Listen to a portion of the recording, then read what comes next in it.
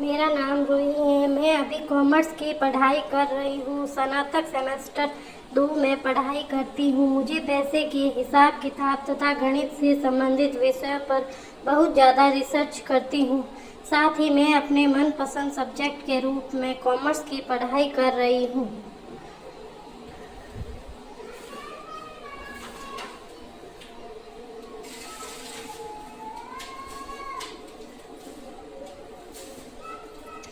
मेरी उम्र अभी 19 साल है और मैं प्रत्येक दिन क्लास करने के लिए कॉलेज जाया करती हूँ। वैसे तो कॉलेज में मेरे बहुत सारे दोस्त हैं, कुछ लड़के भी दोस्त हैं, कुछ लड़कियां भी दोस्त हैं, लेकिन मैं उनसे ज़्यादा दोस्ती नहीं करती। मेरा स्वभाव ही कुछ ऐसा है।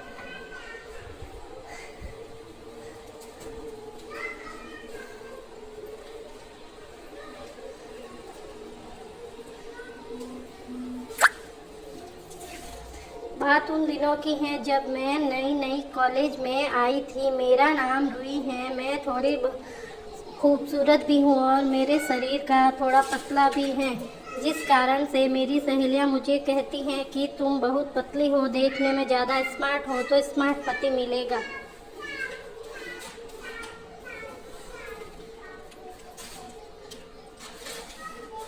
एक दिन की बात है, मैं बहुत थकी हुई थी, घर पर आराम कर रही थी। मैं घर के दूसरी मंजिल पर आराम कर रही थी। सामने के घर में शादियां हो रही थी, जिस कारण से उसके घर तथा छत पर बहुत सारे लोग इकट्ठा थे।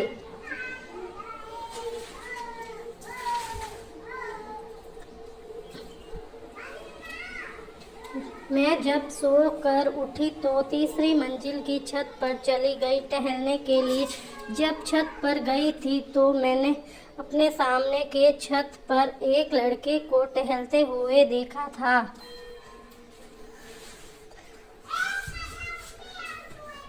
वह लड़का काफ़ी देर से मुझे ही टुक टुक नज़र से देख रहा था और मुझे निहारते हुए मैंने जब उन्हें देखा तो वह अपना नज़र नीचे कर लिया। फिर जब दूसरी तरफ मुड़ी तो देखकर फिर से वह लड़का मेरी तरफ निहारने लगा था।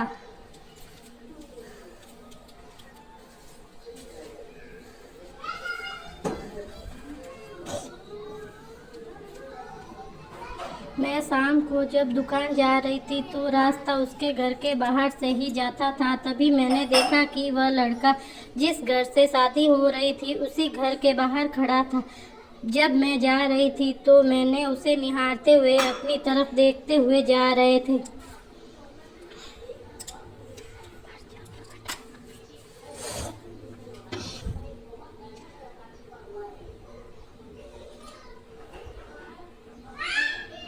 एक बार जब मैं उस शादी के घर में किसी काम से गई थी तो मुझे वह लड़का छत पर टहलता हुआ मिल गया था। मैंने भी जब उसे करीब से देखा तो मुझे भी एक एहसास हुआ। जब मैं उसे निहारते हुए देख रही थी तो मुझे भी उसके करीब जाने का एहसास हुआ था, लेकिन उस वक्त मुझे वह लड़का कुछ नहीं बोला। शायद इस बात से डर रहा था कि अगर मैं उससे कुछ कहूँगा तो वह लड़की पलट कर कुछ उल्टा सीधा जवाब ना दे। इस कारण से वह लड़का मुझे कुछ नहीं बोला और मैं भी बिना बोले ही वहाँ से चली गई।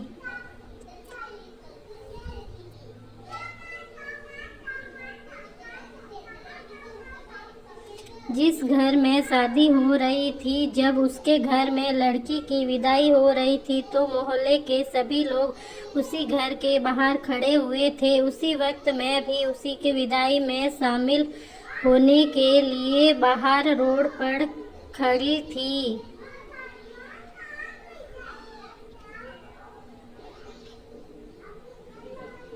उसके बाद वह लड़का भी वहां आ गया था और मुझे एक लेटर मतलब कि प्रेम पत्र मेरे हाथ में थमा दिया। जब मैंने उस प्रेम पत्र को लेटर को पढ़ने के लिए खोला तो मैंने उसमें सिर्फ 10 अंकों का मोबाइल नंबर मिला था।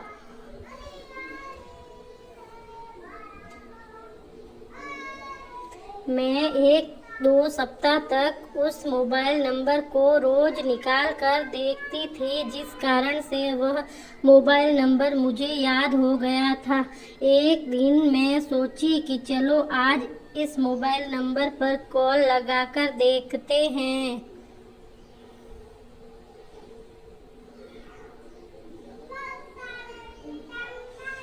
जब मैं कॉल लगा रही थी तो मेरे दिल की धड़कनें तेज हो गई थी, क्योंकि मेरा नंबर उसका था। वह मुझे बहुत ज़्यादा प्यार किया करता था। वह लड़का मुझे बहुत दिन पहले मोबाइल नंबर देकर गया था, लेकिन मैंने अभी तक इस मोबाइल नंबर पर एक बार भी कॉल करने का प्रयास नहीं किया था।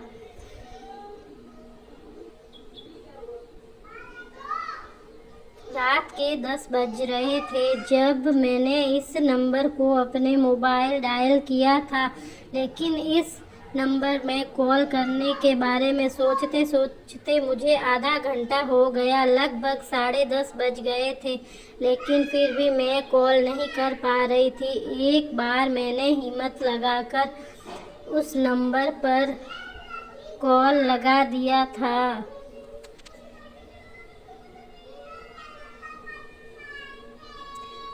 उसके बाद उधर से कॉल उठाया गया था। वही लड़का की आवाज़ आ रही थी। बस मेरी आवाज़ सुनते ही वह लड़का मुझे पहचान लिया था। बोल रहा था कि तुम्हें फ़ोन लगाने में इतने दिन लग गए हैं।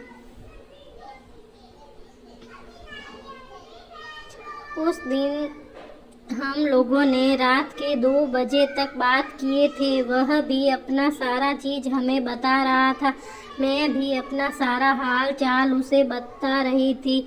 इसी प्रकार से वक्त बीतता गया और मुझे टाइम का भी पता नहीं चला। मैंने कभी भी इससे पहले इतनी ज़्यादा देर और बेचैन आनंदमय तरीके से किसी और से बातचीत नहीं किया था।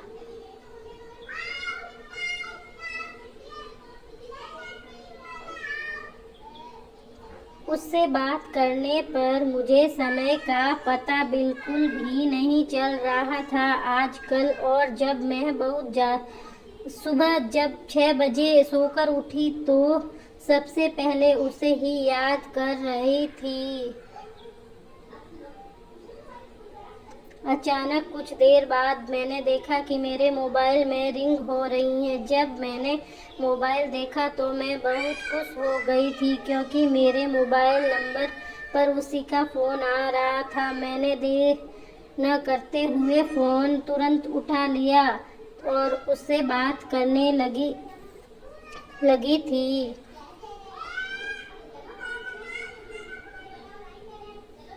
धीरे धीरे हम दोनों का बातचीत बहुत ज़्यादा होने लगा था। मैंने धीरे धीरे उससे और भी ज़्यादा बात करने लगी थी। धीरे धीरे अब समय ऐसा आ गया कि फिर मैं उसके बिना एक दिन भी नहीं रह पाती थी। अगर वह फ़ोन नहीं करता था किसी काम के कारण, तो मैं उसे कई बार फ़ोन किया करती थी, जब तक के फ़ोन उठा नहीं लिया जाता था।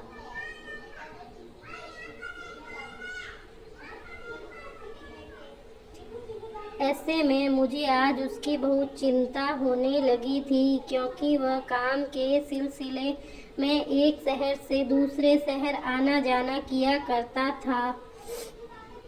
मैं जब भी उसे फ़ोन करती थी, वह कभी ट्रैफिक में तो कभी ऑफिस में रहता था।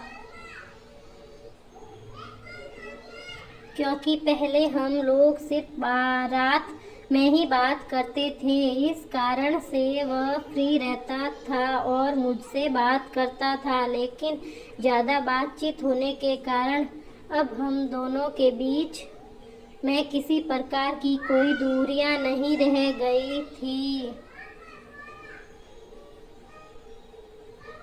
मैं सोचती थी कि उससे मैं हमेशा दिन रात 24 घंटे बात करूं, लेकिन ऐसा नहीं हो पा रहा था। जब वह मेरे इस हाल के बारे में जान गया तो उन्होंने कहा कि अब लगता है हम लोगों को दूरी बर्दाश्त नहीं हो पाएगी। ऐसा करते हैं, हम लोग अपने अपने घर में बोलकर शादी करने के बारे में सोचते हैं।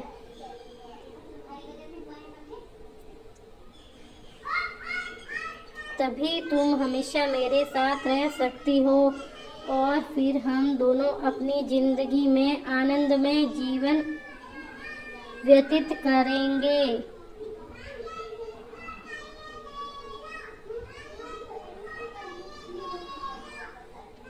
लड़का अपने घर पर बताया और मैं भी अपने घर में बताया। इसके बाद हमारे परिवार के बीच में बातचीत होना शुरू हो गया था। कुछ दिन बीत जाने के बाद दोनों के परिवार वाले एक जगह शामिल हुए और फिर हम दोनों से हमारे माँ बाप उसी की, क्या तुम्हें यह लड़का पसंद है?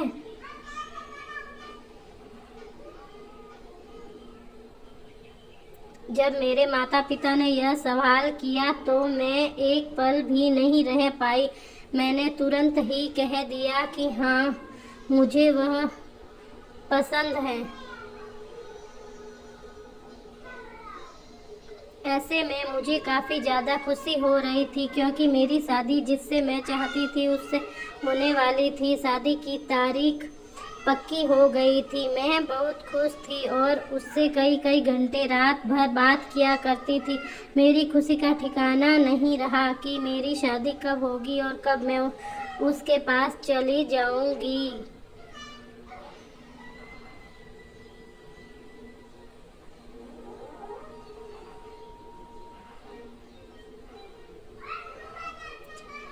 मैं अपनी शादी की पहली रात को लेकर बहुत ज़्यादा एक्साइटमेंट थी क्योंकि मुझे उसके साथ चिपक कर रहना काफ़ी ज़्यादा अच्छा महसूस हो रहा था। ऐसा मालूम हो रहा था कि मैं जब जाऊंगी उसके पास तो एक वक्त के लिए भी, एक पल के लिए भी अपने से जुदा नहीं करूंगी।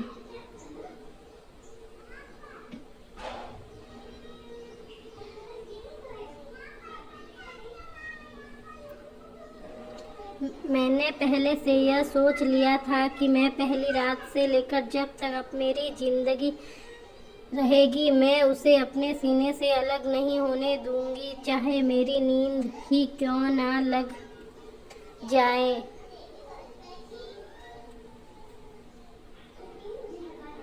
ये थी एक क्यूट सी लव स्टोरी। आपको कैसी लगी मुझे ज़रूर बताना कमेंट करके। Thank you.